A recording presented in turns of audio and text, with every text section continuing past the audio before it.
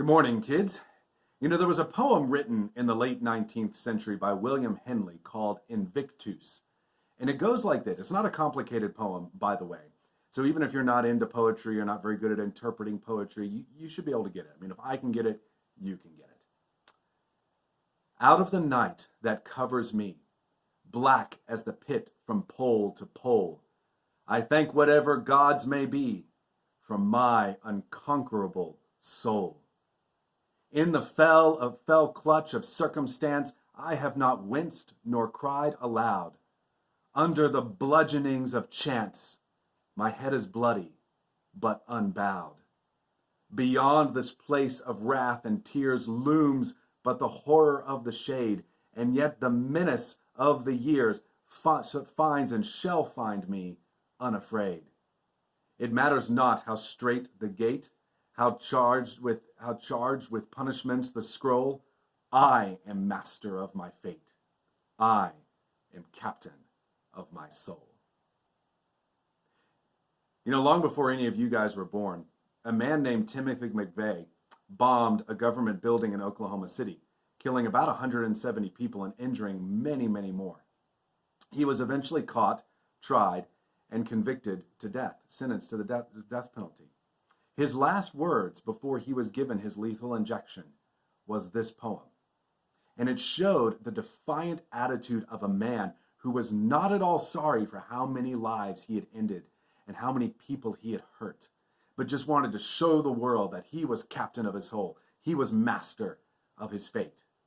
Of course, that's a little bit ironic, considering he was executed by the government, showing he's not in charge of his fate.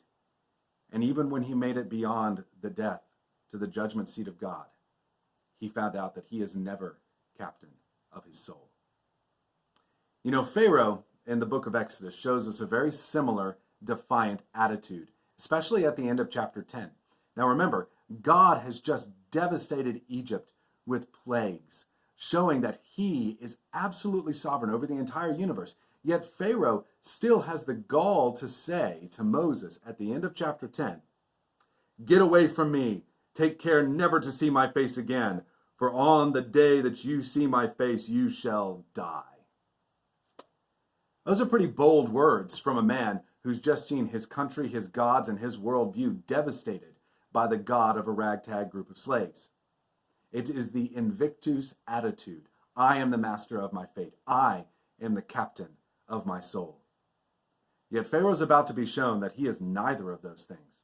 In fact, the 10th plague is substantially different from all the other plagues, which is why we're treating it all alone by itself. In this one, God still shows that he is sovereign over everything, but he's also giving the judgment of the death penalty to Egypt for their sin, for their genocide, for their slavery of the Hebrew people, for their pride. And you see, this also makes it a picture of humanity and the gospel. All of us want to be gods of our lives, masters of our fate, captains of our soul. This can be easily seen in our culture, a culture that says that we can control our lives to such a point that we can choose what gender we want to be, or that there's no such thing as gender. Yet as I've said in past devos, we don't get out of this either.